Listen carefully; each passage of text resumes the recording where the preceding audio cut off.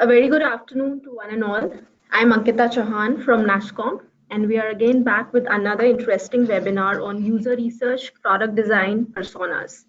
Today I have with me Nitin Kumar, who is expert user experience with SAP and will share his knowledge and experience over this topic. I'm sure the takeaways would be very useful for all of you. Just a small request, please fill in the feedback form post session. It won't take more than 30 seconds, but will definitely be helping us in making the future sessions more insightful and enriching. Over to you, Nitin. Okay. Thank you, Ankita. Um, Hello, all. I'm Nitin Kumar. I'm working as a expert with the SAP Labs India Private Limited, and it's been like almost 11 years since I'm part of the SAP, and it's a long journey which I have already been played in the field of the user experience as well as the role as an expert which I am in currently in my own organization. So the reason for this presentation is to share the common understanding and how also to do the user research, product design, and also work on the personas. I'm sure most of you already know what is user research, product design, and personas as well. Nevertheless, the content which I have curated for this presentation, it actually contains the most basic information because I'm still not sure the experience level of the participants. Nevertheless, to make the content more interactive and for you people to understand it better, I have some videos as well as some reference screenshots which we are going to see as the presentation progress, and that will set the context of what exactly I'm trying to convey in the form of the presentation and the whole intent of this webinar today. So there are some legal disclaimer which I believe you might have already received, or if not, then the purpose is purely educational, and you will be given an opportunity to discuss about the presentation as well as I'll be answering your questions at the end of the presentation. Therefore, I request you all to please keep on posting your questions. Try to answer each of them at the end of the session. Therefore, I'm planning to have next 40 minutes talk, and the last 10 minutes we'll have a Q&A. uh, so legal disclaimer, I'm sure we are not too keen on looking into the legal disclaimer for long, so therefore let's start the presentation itself. As you are aware that the topic is user research, product design, and persona. Nevertheless, I have created the presentation in a way that we are going to first look what is product design, and thereafter we'll move on to the user research and persona, and the whole story as I have knitted for this presentation will start from the product design and our understanding of what exactly is product design, right? So that's me. That's my email ID and mobile number in case if you have any queries which I may not be able to answer today, or you can also write your queries to Ankita and she can pass on those queries to me if some of your queries are not answered today or you have some questions after seeing the presentation and the time is out. So it's not that the 1 hour is the only time we have for interaction. We can again interact post this session as well.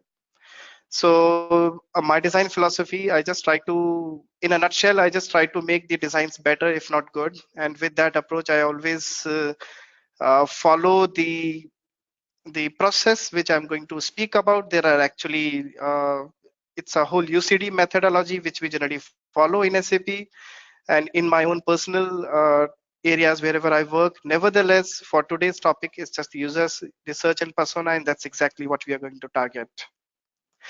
So let's understand what is product. I'm sure most of you already know what is product. Product, as we see from our childhood, probably I'll discuss from the experience from where I'm coming from. During my time, when I was growing up and I was in school, I was hardly seeing a computer screen, and the first computer which I have actually experienced was 486 and 586. I'm sure many of you not even aware of 486 and 586. If you do, really like to hear back your story. Nevertheless, this is where I started, and that was when I was in 10th standard. Before that, we were not even allowed to enter the school computer lab.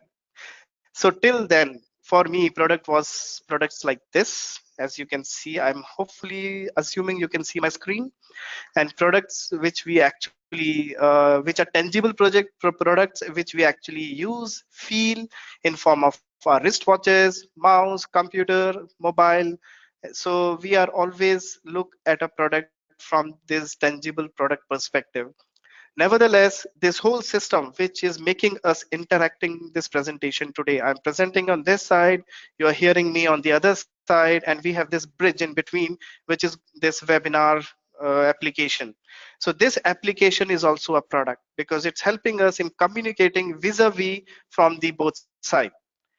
So in a nutshell, product is not only a product which we use as a hardware.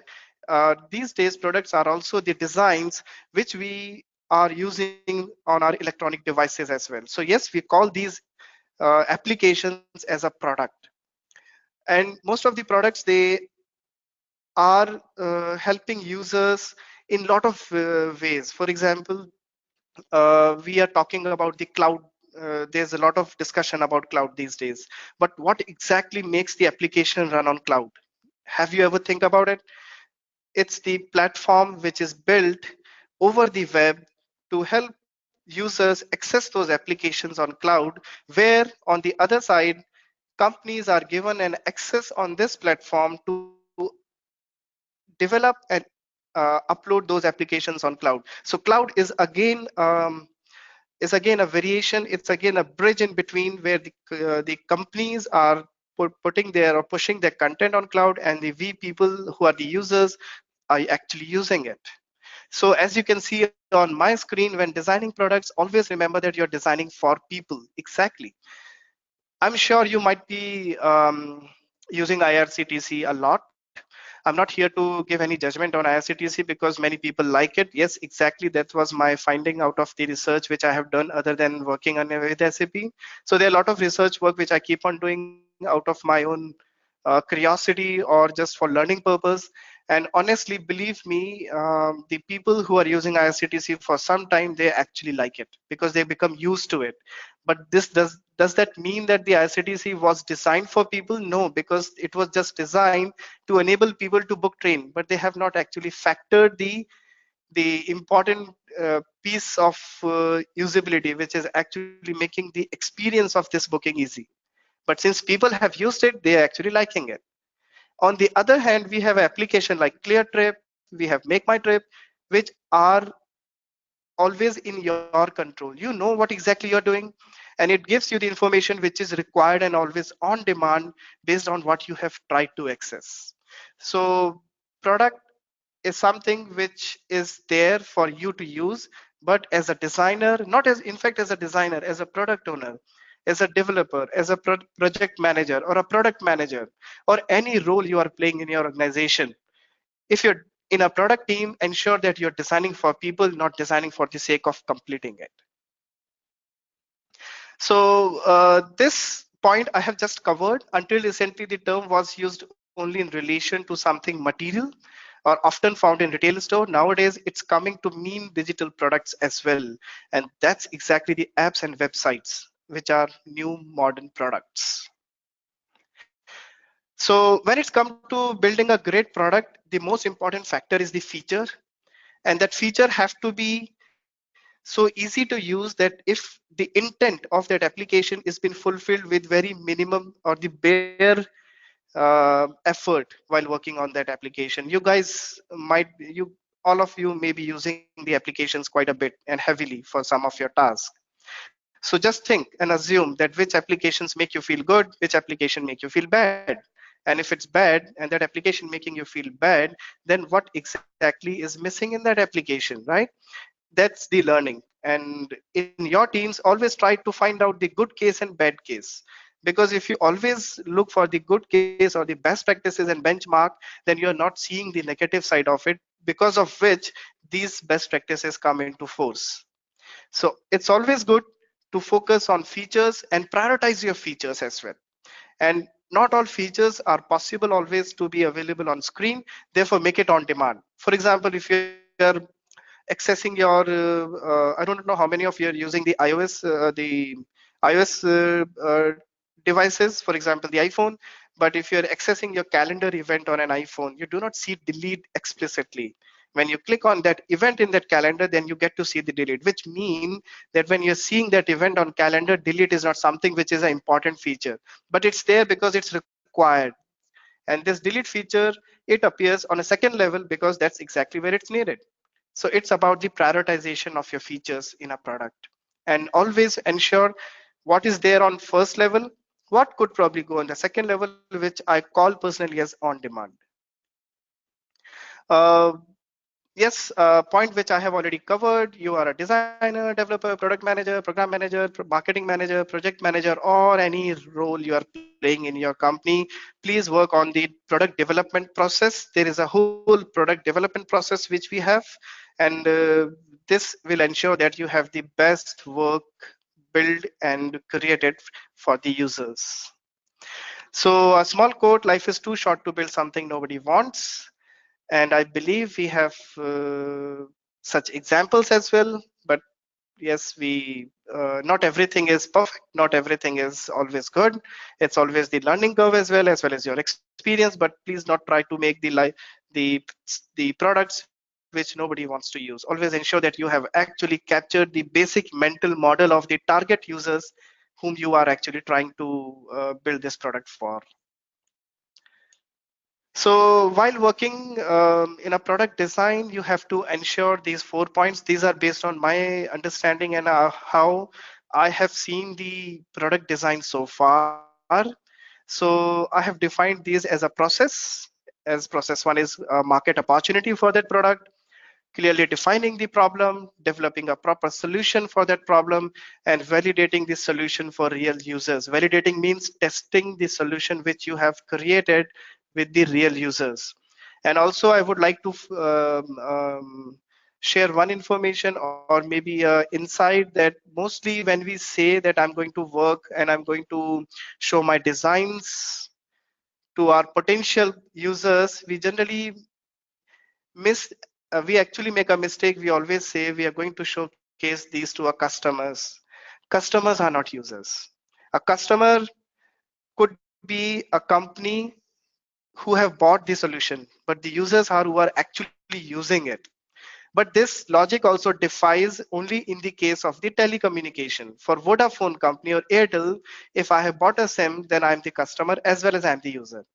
Except this area where we have the customer user all in one, which is actually telecommunication. Other than that, everything when we refer to in terms of the validating the solution, or when we are discussing about the customer and user, we must know the difference between the both.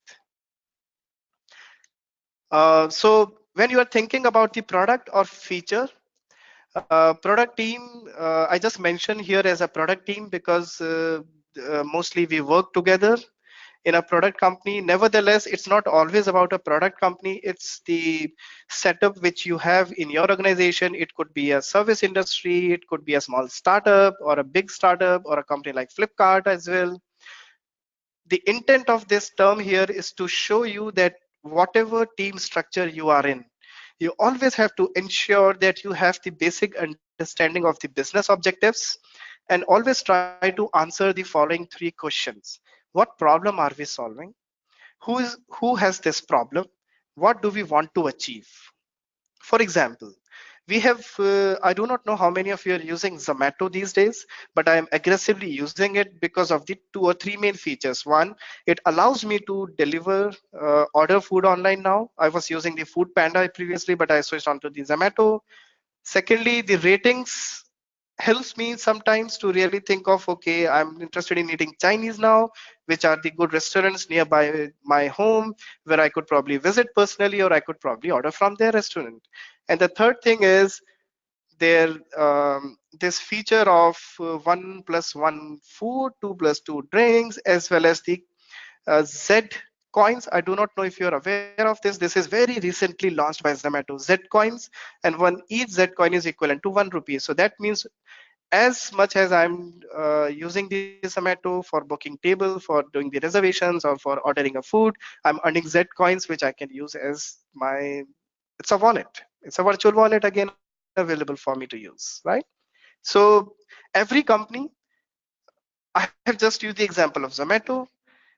All this is possible because they have come up with this idea of 2 plus 2 drinks or 1 plus 1 plus food. But how come they have actually thought about it? It's it's the user who have told them that yes, this is something which we require, and this is based on the user research and the usability testings which they have done. And I will come to this context of user research in a while. So we all know this guy. I guess he have break away a lot of how to put this in the simplest form of the word. He was the he have actually bringing in the main innovations across the products which we were using previously when the Apple phone was not there. When in 2008 Steve Jobs have introduced this iPod and iPhone first time. Since then I am actually, I try to upgrade myself as soon as possible because there are always good features, they are handy, and the most importantly why I use Apple products is because they are easy to use. Navigation, their operating system is something which you cannot compare even with Android. I'm not saying Android is bad, and I also know that there is a fan following. There's an equal big fan following of Android as well, but it's just the choice that I have given by Apple, that if you do not like one thing, then you have the other alternative available. And also think about the innovation which Steve Jobs have inspired to the entire community of the software industry. Not even software, it's even the products which we see generally. I was just looking into one of the example, the advertisement on my TV this day morning itself while watching the news. I was a bit surprised that Samsung have come up with a new refrigerator where there is a big screen on the door itself, and I can sync that screen to my LED.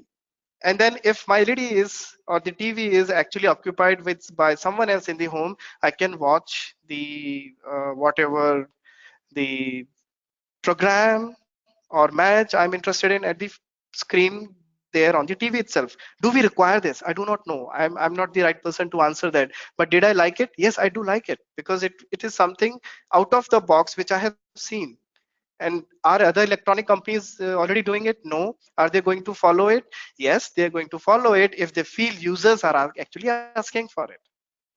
So Samsung might have already seen the market opportunity. They clearly defining the problem? I do not know. The only problem I see here is I have just one TV at home, and that is occupied, so I may use this screen on fridge. But do I really require a fridge for that? Why don't I buy another screen at home instead of the fridge? So clearly defining the problem, I do not know if this is really captured there. Developing a proper solution for that problem, I doubt that, but time will tell if this really becomes success. And validating the solution with the real users, now this is something which they are up to already, and they are, when the product launches in market, if they have not done the user research in past before launching this product, they're going to do it now. So as Steve Jobs said, design is not just what it looks and feels like, design is how it works, and that's exactly important. So I have already consumed almost 10 minutes of our time, and this is very nice video I would like to show you all. Uh, I hope you can actually hear the sound as well, which I'm assuming yes you can. So a little background about this video. It's a movie called The Founder. This is based on the origin of McDonald's, and when these two brothers were actually thinking about this idea of opening a restaurant. And this is one exercise which they have done together with the people who were there in that parking area at that moment, because these two brothers were thinking of how to really design the restaurant and what is the things which could probably be displayed upfront and what could be actually hidden, and can be used by the staff or by the customers or whosoever is there in the restaurant, right? So this is 2.5 minute video. Let's watch it, then I'll share you the insights of this video once it's get over. I may not show you the entire 2.5 minute. I'll just quickly run it through for 1 or 1.5 minute, and I will share this link with you you all so that you can also have a look to it. And also I recommend to actually watch this movie as well. It's a very nice and inspiring movie.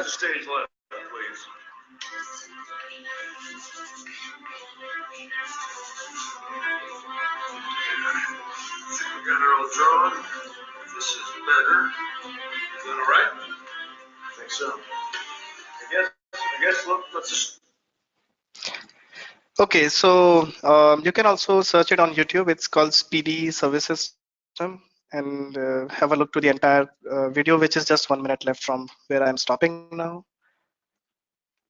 Okay, so I know we cannot interact, but still I would like to ask you all to really think about the was this the right way of building a initial thought process, thinking about how the restaurant may look like, and these are people actually helping them in separating out the different sections of the restaurants.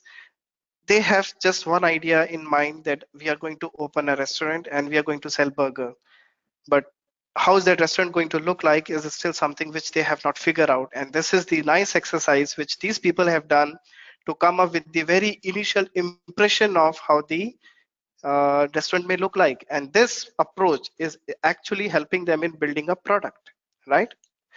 So what did we observe in this previous video? One, in this scene, we can see the McDonald brothers turning a tennis court into a prototype for a restaurant by simply drawing the kitchen plan with a piece of chalk.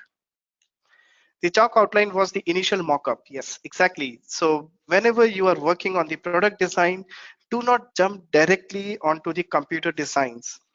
This is what I always say, even the colleagues who are working with me in my organization, or the people with whom I do the mentoring outside the organization, or the small community of UX designers, whenever I meet them, this is what I always try to emphasize on.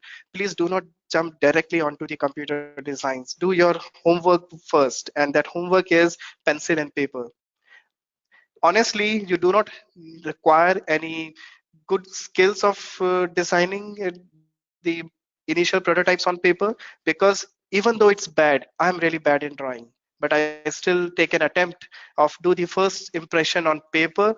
And once the first impression is done, then I move on to the computer design, and my life is pretty sorted then, because I have completely think of the all the possible interactions. There are there's a term called micro interaction, and once those micro interactions or all the possible interactions are being there in front of me on my paper prototype, it really helps me in thinking of the entire end-to-end solution design, which I have already visualized and rendered in my mind. So ensure that you are actually building the initial mock-up through paper prototyping, or if you are really not convinced to use the paper prototyping, use the low fidelity tools as well. For example, OmniGraffle or Balsamic for Windows. We have a tool like Sketch, which allows you to do low fidelity and high fit both. But it's up to you guys how you like to bring in this process of doing the initial concepts first and then move on to the final version. There are always concerns that we work in agile these days, and our time is not that big that we have 2-3 months to design, and we always have a cycle of 15 days. Honestly, even if you have a cycle of 15 days and you're given just 3 days to design, spending just 1/2 day on doing the initial concept will still ease out your exertion of completely working on the computer design, because this paper design or the initial mockups are giving you the vision, which is very helpful in building the final product. So even if you have just few hours, 1 day, 3 days, you can still do this. Every time something went wrong, they iterated the structure over and over again until they figure out the most efficient process, thus finding the perfect design solution. And that's exactly is what we need. Designer. So I will use the term henceforth as product team, which consists of the designer, developer, product manager, and whosoever we have role in a company, right? In any of the company setup, startup, or service or product company. So wherever a product team is working, they have to ensure that they have the iterated model, because first thing which you may feel is come up really well and you don't see a problem. Please understand that you have to think it differently to find out the real problem of these users and match those users problem with the designs you have done. And if they are not matching, then there is a problem. By doing that, McDonald brothers operated exactly as product designers. See, they started by defining the problem, produced some low fidelity mockups, prototype, and validated their approach through user testing, and ultimately crafted the best possible solution for the problem at hand. And to understand this last point, from prototype till the problem at hand, you have to actually watch this movie. There is some essence of this part prototyped till the problem at hand, some essence in the leftover video, but for the entire context you have to watch the movie first. I'm not really advertising about this movie, it's just the learning which I have actually while watching this movie while flying from Bangalore to somewhere. It's just that I have watched this movie, I liked it, therefore for this presentation I thought I could probably use this snippet for you all. So what is product design? It's about the entire process of creating a usable products and experiences, starting by defining real people's problem and thinking about possible solutions that will eventually lead to the best design. Uh, Even if it's not best design, and if you are able to achieve the good design as well, that is as good as the best design, because once you have the good design in place, it becomes best eventually. And that's how the mobile operating systems also have started. Android was not as good as it's there today. iOS mobile was not as good as it's there today on our handsets, right? I do not know how to give a reference of the Windows operating system for mobile here. Maybe they have missed the basic essence of using understanding the users, or users are already overwhelmed and pretty satisfied using the iOS and Android that they are not even expecting the third operating system in market. Having said that, maybe they have done the user research, but they have actually misunderstood the need of the third operating system in market, or their interactions are not that good as we have for Android and Apple. So having said all this, we have Android, we have Apple, we have Windows operating system for mobile. Windows operating system, it's somehow I guess it's not there in market anymore, but I'm sure they might be at the background, they're doing something to bring it back to the market, and they may be a big success again, because if they really find out what is missing in iOS and Android. So that's exactly important for the user research, right? So this we all know. Google started in 1997 with the Google search.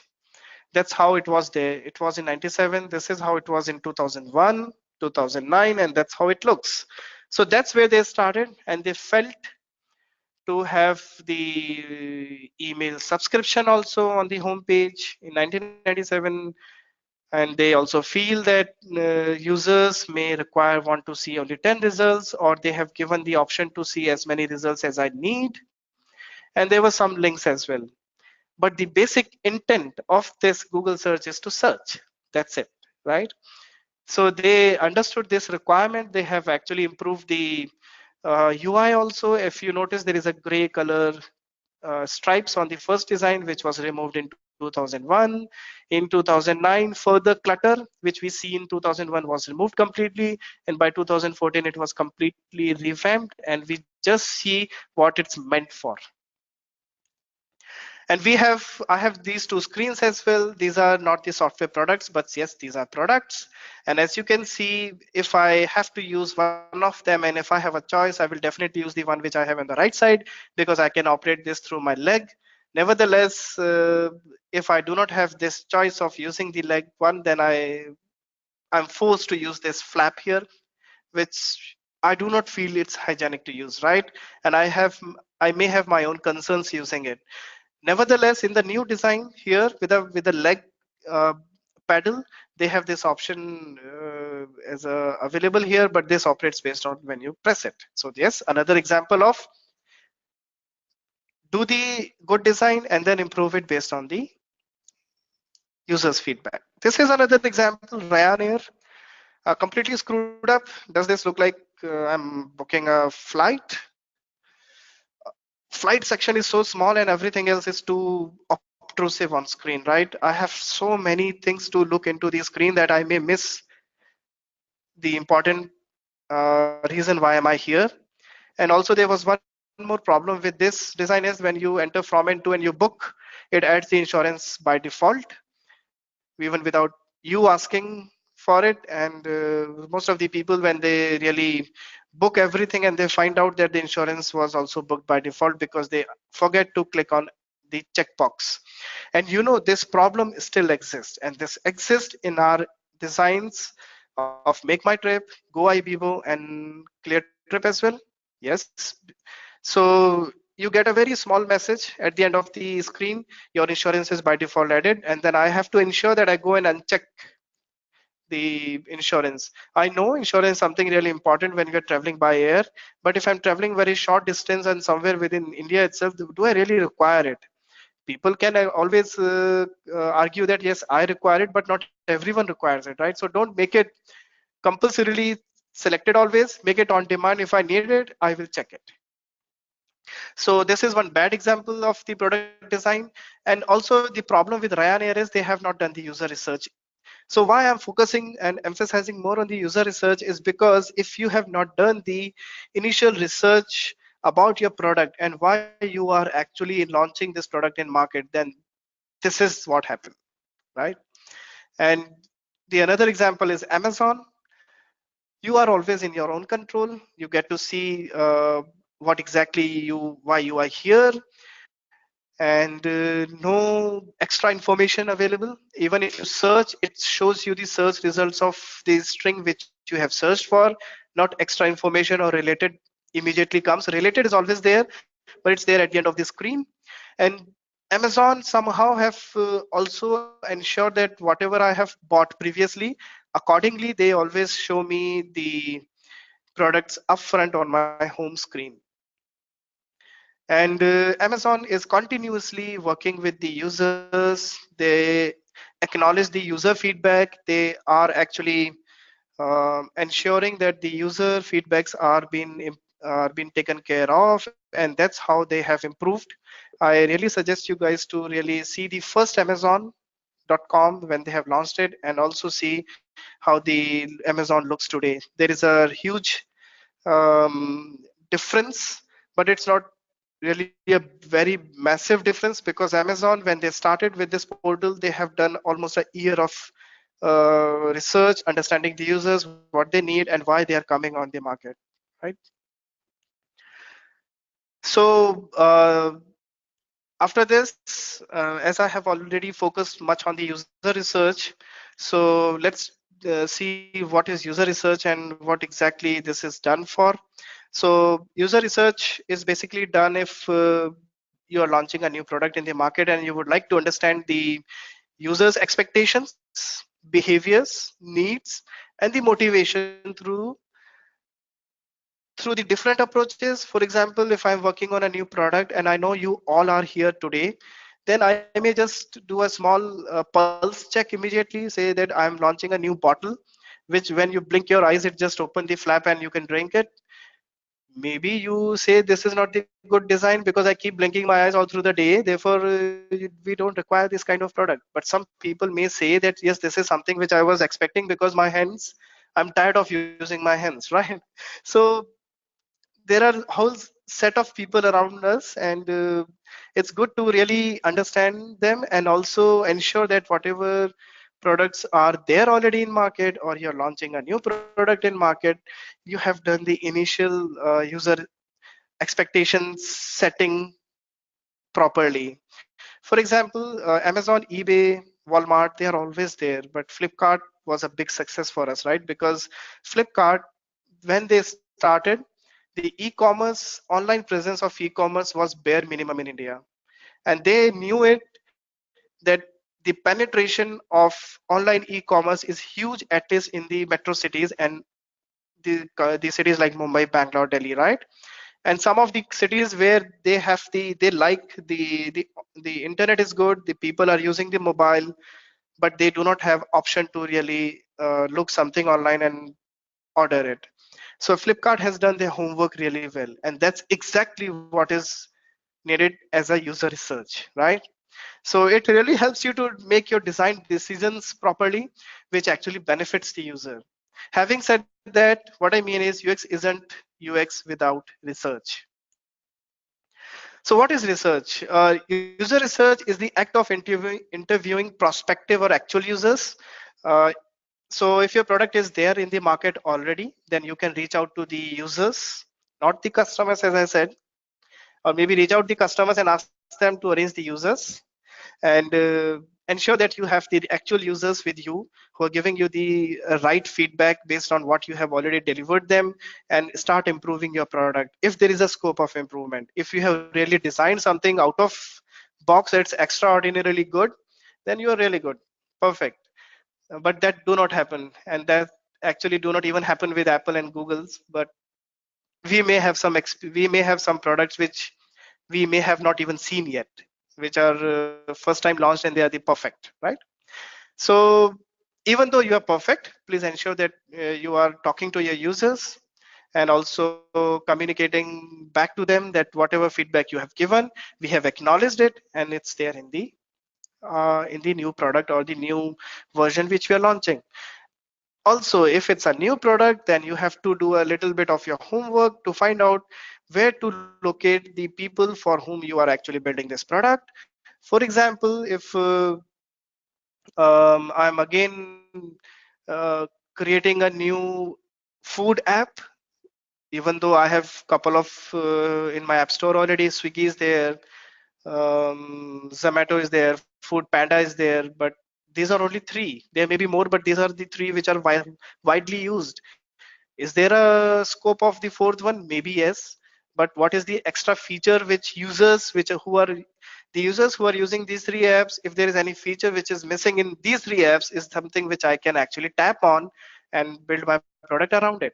So you have to find the people who are actually using these three products if you're planning to launch the third food application or the food app, right? So it's a difficult task initially, but it really helps you because you have reached the right users for the kind of use case which you're trying to solve.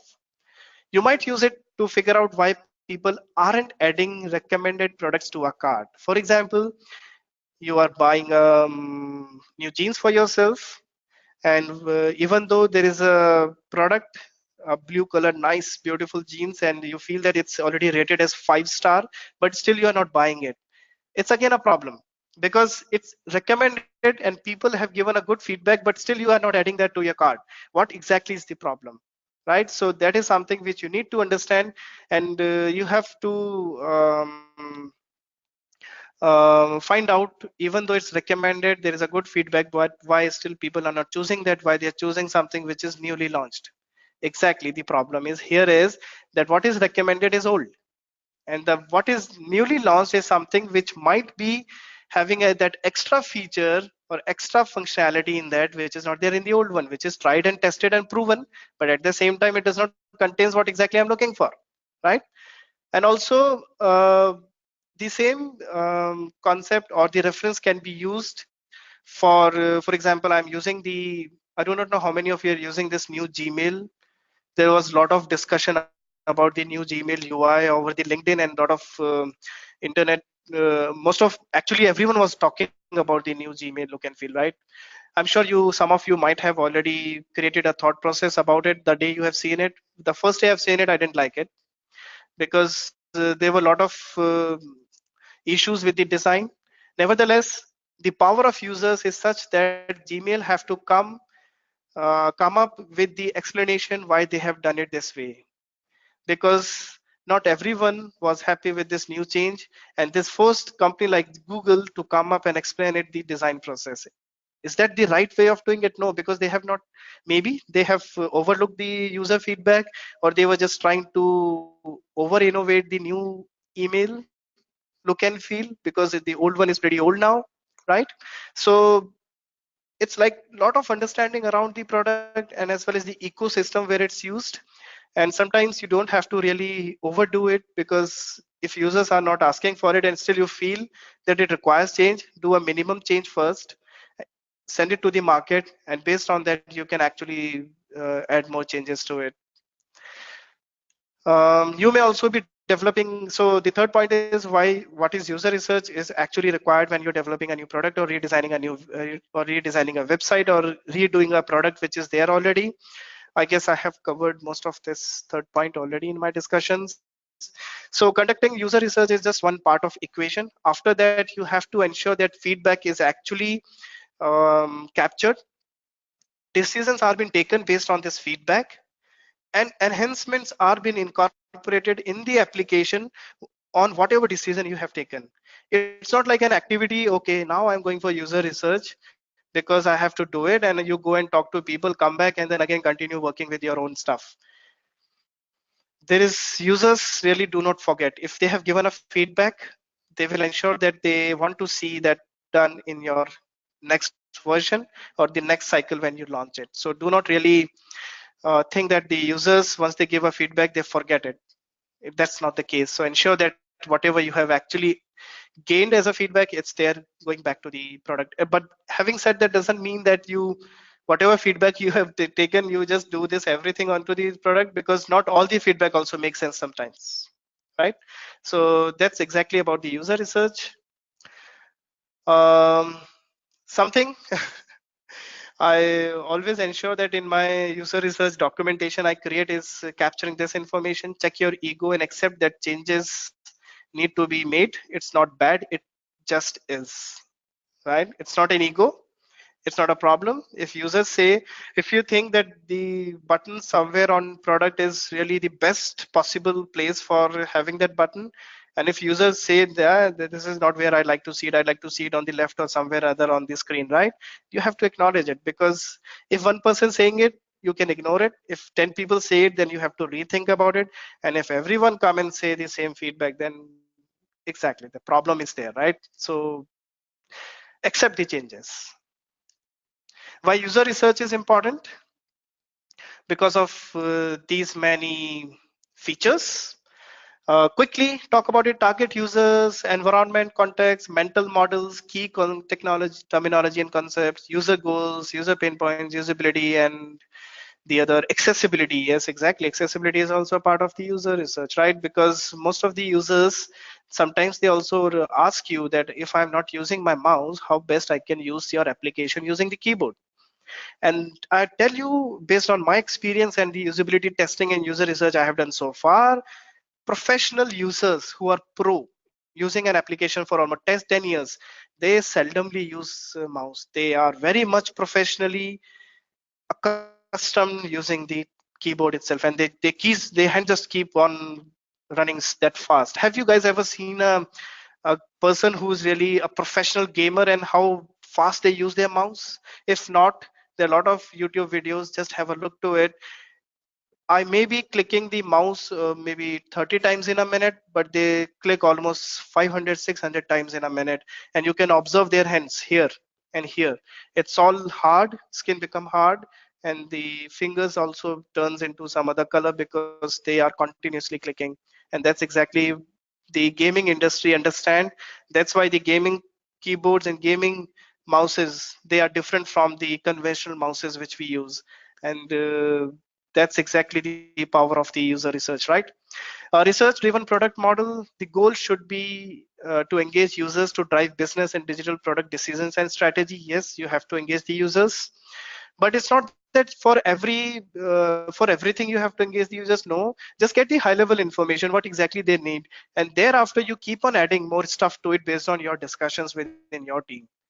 If I say I want to build a mouse, definitely I need one button to click, but other than that, how the mouse is going to look like, or the new design I may come up with, which is not actually matching the existing mouse, this is something which we as designers can actually think beyond the user feedback. And and it's always good to have a very safe and a known experimental risk done, because if that experimental risk itself is success, that experimental risk is a failure, still you are success in building something out of the box, right? And that is a learning. So do not really constrain yourself by not doing the experiments even though your stakeholders are not even asking for it. Then work on two parallel tracks: one which you would like to do, second which is being asked for to do. So what is being asked, you can achieve it quickly, because I know most of us are already professionals and we know how to achieve it. Nevertheless, still do the experiment. If you fail, then you are still learning with that experiment and you may succeed next time, right?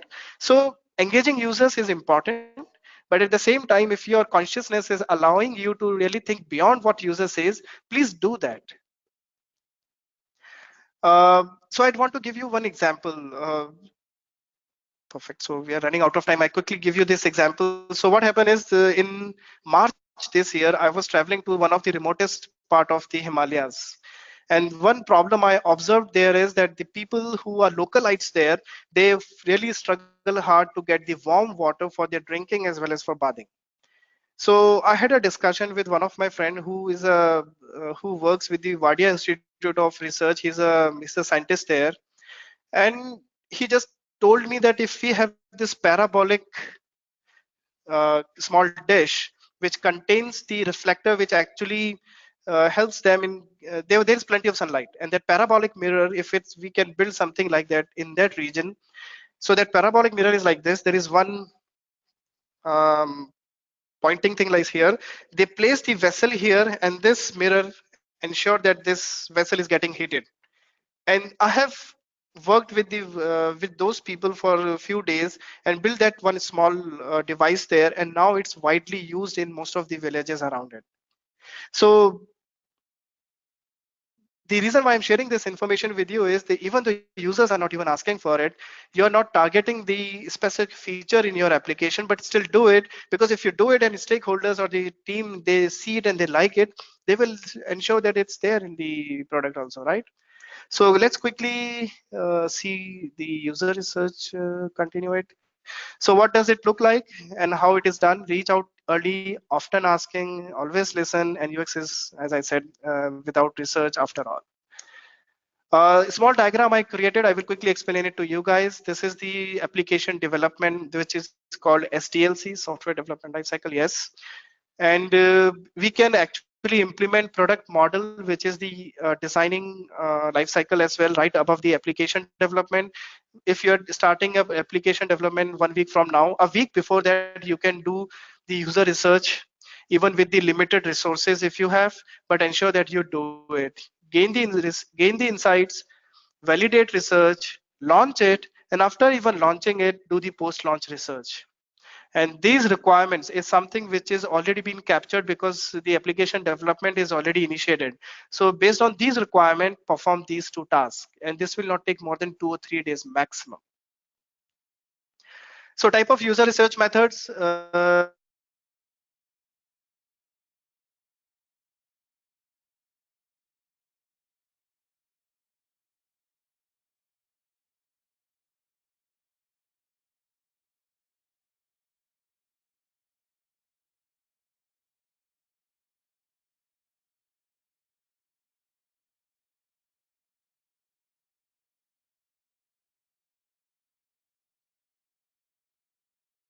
the existing users to your premises, and thereafter you actually interact with them and discuss the use cases which you would like to share or work with these users. The second is the usability testing. This is exactly how the usability testing setup looks like. If I know many of you have done it, but if you have not done it, this is how it looks. There is a camera. This is the person who is actually doing the testing. This lady sitting next to him is the moderator who is writing the notes, and there is one script given to this user, and based on that script this users perform the task. And this script is prepared because we would like to capture some of the important features and would like to understand the feedback for those points. Contextual inquiry. This is done when you do not have the opportunity to call the users, you do not have the usability labs done. So this can be done at the participant's home. You can go to market, or maybe you're doing a, if you're assume you're doing a user research for one of the product companies like Nivea, then you can go to the places like Big Bazaar or the more supermarket or hypercity, and there is a Nivea section. You can stay there, and whosoever is coming over there to buy that Nivea product, you can actually talk to them and understand their experiences. So this is the contextual inquiry. And this is last one is the heuristic and expert analysis evaluation. Heuristic is basically done based on the certain predefined parameters, and these predefined parameters are there in the form of the industry defined parameters. You evaluate your design based on these predefined parameters. For example, does application really fulfills the task for which it's been created. So there are the parameters. If you type in heuristic parameters on the internet, you'll get to see all these 6-7 parameters defined. So key takeaways: UX isn't UX without user research. Insight research should be conducted prior to product design decisions being made. There are variety of research approaches based on what's needed. So I wanted to discuss this user research case study with you all, but I'm sorry if I continue with this, I'll lose the time to really walk you through the persona, but I will quickly explain it. This is Lego graph. They started in 1932, 10th August 1932, and by 2000 they were actually rising. After 2000 they started going down. You know the reason why? Because from 2000 until 2000, 1999 they were innovating, and innovation was the key for the organization. But in 2000 their innovation started declining, and in 2003 they were in the loss of $300 million, and the projected loss for 2014 was $400 million. And that's when with the leftover money the owner was having, the CEO, he pushed that money back to the innovation, and he ensured that he's getting the right results in 6 months. And this is where the Lego here today now. So as I always say, Lego is the only company who is selling the plastic for $1,000 per kg, right? And this was possible because they have seen this, they have experienced this, and thereafter they quickly went back to the innovation, and this is where they are. So this was one video. I will skip it now, but it's a beautiful video. I'll try to see if Ankit I can send it to you all somehow. Personas, we know we generally create persona because we would like to target the main goals, pain points, and the issues for the people for whom we are actually designing a product. And that's exactly the important term comes in place, which is empathy. So here is the designer, here's the user, and there is this scope of the understanding the user. So designer understand the user understand the design, and that's exactly the bridge, which is actually the empathy. And I'm sure you guys know what is empathy, and if not, then it's like creating it's like you are trying to understand the user from their point of view, not forcing your point of view onto them. So before starting the product design, it's important that you have understand the need of users, and you have actually captured all the information about the user. And this information, to capture the all information about the user, is being done through the document called persona.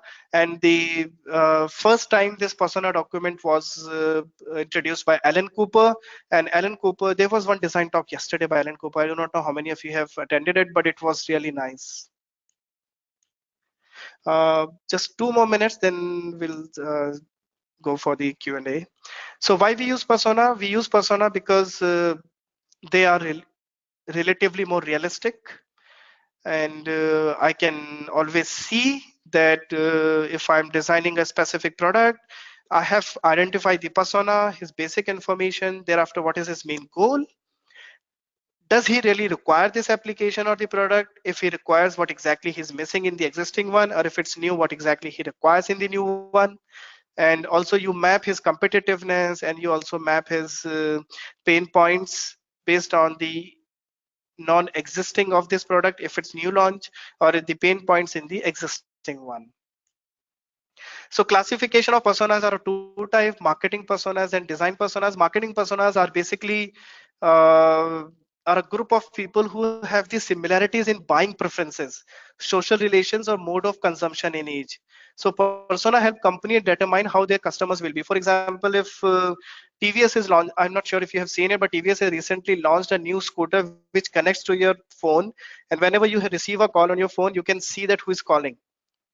The caller can be displayed, they display the caller name on the speed, on that, what do you call it, the speedometer, that gadget which you have on top of the scooter.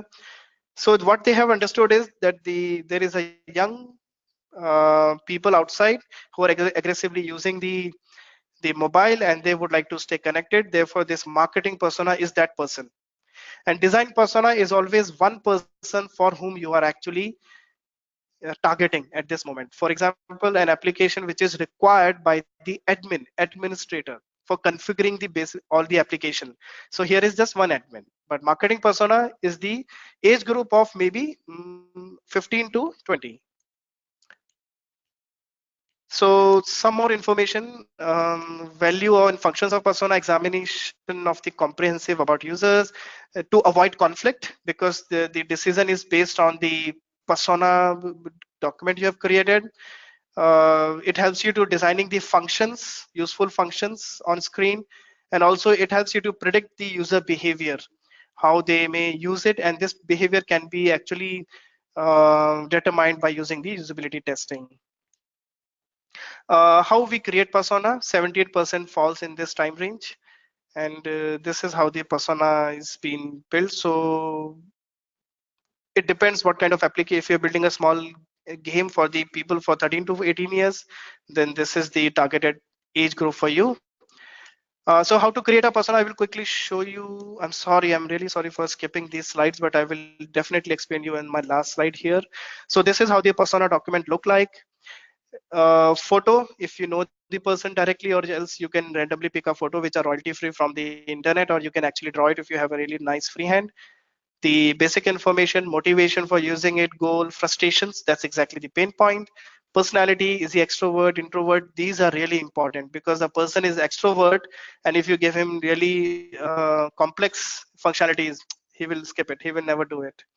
Brands, this persona uses at this moment, and this is how we actually build the persona document. So yes, Q&A. I'm sorry, we have very less time.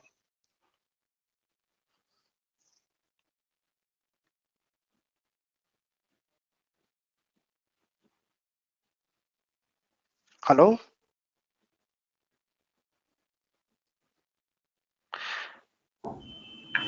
Okay. Yeah, hi Nitin. I have forwarded you few questions. Yes. Uh, is it there on your screen? Are you able to look at them? Yeah, I'm able to see them. Yes. Yeah. So first question is, how do you streamline user actions in an analytics product with multivariate uses? Yeah. So a good question. That's exactly what I'm also figuring out at this moment as well, because the project which I'm engaged at this moment is the analytics project. So even in analytics, right? Um Shraddha, yeah. So Shraddha, the even in the analytics, you have the personas. For example, if the analytics is displaying you the health of a product, or the various components clubbing together, and you're seeing a health. When I say health, you're seeing the overall performance of the application or the product. Then you actually working from the health perspective, and the health is always monitored I'm just using a random profile from the area where we work. So health is mostly taken care by the product managers or the DevOps. I do not know if you have this DevOps profile in your company, but DevOps are the people who takes care of the performance of that application, and they ensure that application is running properly in the background, and they also keep on monitoring the user actions on screen, and they also ensure that the breakdown in the application is being mitigated immediately. So there is a team always who actually works on these kind of health, the overall performance. So that's how you can actually map, okay, if I'm designing something or the building a persona or doing a user research for the health part of the analytics, then it's this profile, DevOps. If it's about the business intelligence in terms of the revenue, in terms of the how the users are using it, as well as how much business this product is generating for my company, then it's more like a product manager role, right? And if the analytics focusing more on the overall performance of the sales, the target sales, the sales I have achieved, so these kind of information mostly done by the sales experts. So whenever you are working on the analytics and you have to streamline the user actions, you have to first understand for whom you are mapping it. As I said, health map to the DevOps, and for DevOps the main user action is to really look into the health, and if there is something red in the application or in the dashboard or in the analytics, then they have to quickly take care of it then and there itself. So ensure that if not green is clickable, at least red is clickable, because when you click on red it takes you to the root cause and allow this person to immediately mitigate it. I hope this answers your question. And to also ensure that the user actions are being are being placed well, as well as the user actions which are there on screen are actually contextually important for this user. You have to, as I said, map that analytic view with the user profile you are designing it, and also understand what kind of nature, what kind of actions these people generally do when they have this criticality in front of them. um, Do you feel nowadays users are very far from reading the text, rather following icons? So this is question by Shahzur Ali. Do you feel nowadays users are very far from reading the text, rather following the icons? Very far from reading the. Yeah, okay. So you're saying that people are not really focusing or spending too much time on reading it, the maybe the label. It's more like icons are replacing the labels, and icons are primarily used to really to set the context as well as the actions. Yes, Shazur, this is exactly what is happening. And as you can see, even on my screen as well, I know this icon, it's pause, this is stop. Do I need this text? These are there because these are required for the accessibility. But if these texts are not there, these are widely and commonly used icons. Therefore, I may not require these labels. But at the same time, for this icon, this is new for me. And by looking at it, I may not understand it. So I may require a label or a text next to it. So therefore, it's always good to have an icon only if it's widely used and it's universally accepted that way. But if it's an experiment and you are actually building a new icon or using a fairly new type of an icon for a different set of context, then show the label for some time until people become accustomed to it. For example, these days we have this save icon everywhere. So this save icon, I know it's a floppy disk. I do not know how many of you remember this floppy disk. It was 5.5 inch some years ago. So the moment I look at it, do I need a label next to it? No. But to answer your question, at this moment, it's a smooth transition which is happening from label or the text to the icons. And icons are widely used, but we have to ensure that people who are given these icons, if it's a new icon, either the tooltip is there, and if tooltip is also not solving the purpose, then this kind of structure what we see where I'm pointing my mouse could be given for some time, and once people are quite used to it, then thereafter they can actually um, you can remove these text from it. Insurance part is UX serving the business, however unethical, but must be business driven. Design never cheats. However, I did not understand this. Insurance part is UX serving the business. See, I have some, I don't know, maybe I'm not able to really decipher this question, but I'll try to answer it. Maybe it really fits there, Pramdeep. So what happened is, um, whenever, I do not know if you have fall this into this situation, or many of you who are attending the session, if you have ever fall into this situation, that um, we have to show the business value whenever we are talking about the design. And the business value is always important for every stakeholders in the company. I cannot say that this design is good, people will use it, you do it, unless you really compare that with the business value. So that is always there. But this business driven approach doesn't mean that you have to compromise on the design. You can still reach out to the, you can still achieve the business driven approach successfully by implementing the design into it. It's just that how best you can convince the stakeholders, as well as make the the designs which people will always see and say, oh yeah, this is exactly what we are trying to achieve through our next business product, right? For example, we are using this panel here. This panel, mm, if you look at it, I have there are a lot of windows here, right? And we have something very similar panel in the Photoshop as well. Now you can imagine and visualize, does this panel look intuitive to you, or that panel in Photoshop looks intuitive to you? If I go and explain my stakeholders that I'm going to have this kind of a panel and it takes almost 1 month to develop this, where they have just timeline for 5 days. And if I am not able to show the business value of it, then they will appreciate it, but they were not going to develop it.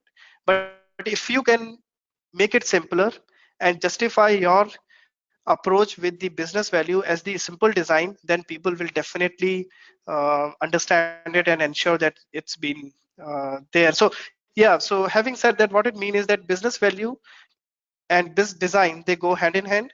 It's just that as a designer, how best you can uh, ensure that the business value is also triggered as well as captured and discussed when you are actually working on designs and you're giving the presentations of your design. uh, I do not know if I'll be able to answer all the questions here because I have to leave as well. So Ankita, what do you suggest? How do we do it?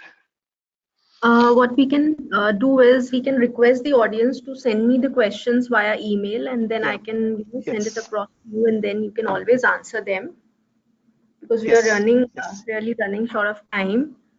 So Yeah. let's go and do it. Yeah. So Yeah. Perfect. We can. yeah, so thank you so much, Nitin, for your great session, and it was really a knowledgeable and an insightful webinar. And for our next session, we have on 31st of August, and the topic is impact of AI to CX, and the timings are 3 to 4 p.m. To register, please log into our NASSCOM homepage, and then you'll have a homepage banner. Click on that, and then just log in for that session as well. And thank you so much for everyone for your time, and thank you, Nitin. It was really great interacting with you. Sure. Thank you. Thank you so much. And Thank guys, you. please reach out to me if you have the questions. Right? Thank you. For sure. Thank you. Thank you. Yeah. Bye.